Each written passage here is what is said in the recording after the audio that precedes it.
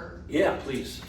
When you were talking about the pray earnestly, a passage came to mind like this. Yeah. And it made me think of Luke chapter 22, and I'll read verse 43 and 44. It says, "And there appeared to him an angel from heaven, strengthened him." We're talking about Jesus at Mount Olives. "And beginning in agony, he prayed more earnestly. And his sweat became like great drops of blood falling down to the ground." Yeah. You know, you was talking about 18,000 people in Henry County. If just all of us found one to disciple that don't know Christ, look what an impact that would be. Absolutely. Yeah.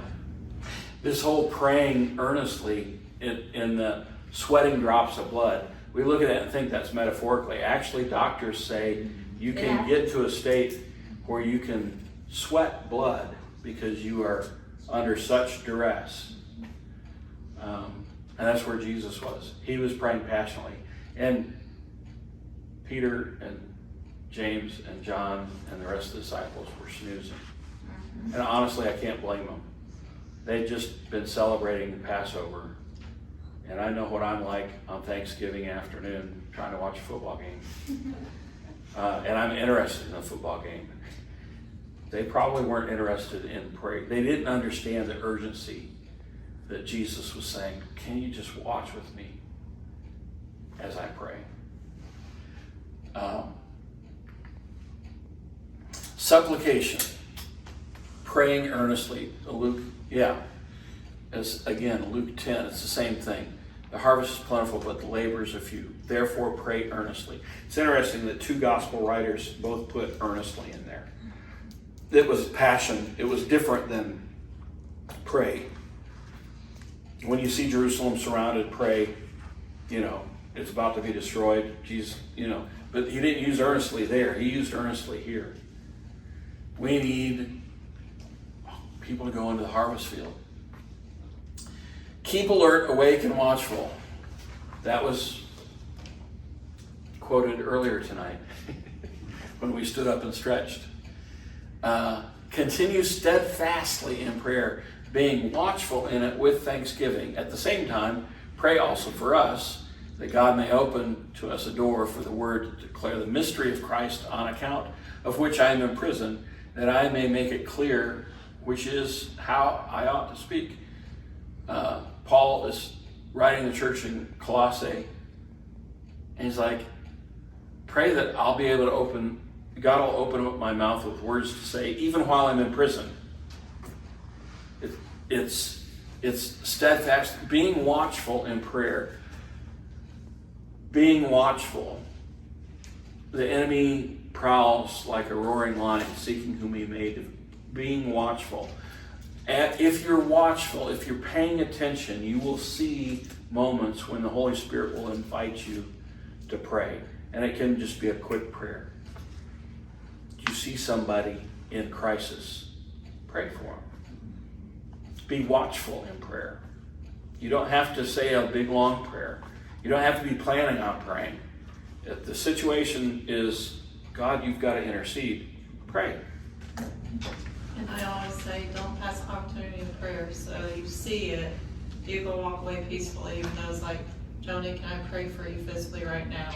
Right. And do it. If they say no, then you can walk peacefully, but you still keep them in your personal prayers.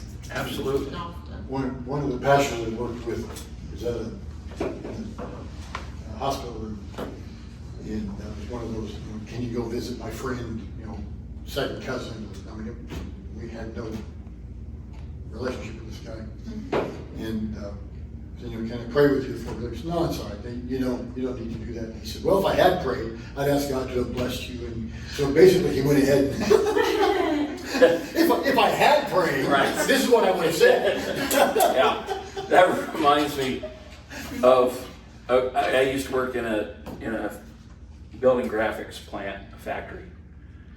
And we had forklift drivers, forklifts, and they were breaking down all the time. And, guys would cuss and stuff like that. And there was one time, and it just popped out of my mouth. The guy cursed the fork truck. Damn it, whatever. And it was like, well, maybe it'd work better if you blessed it.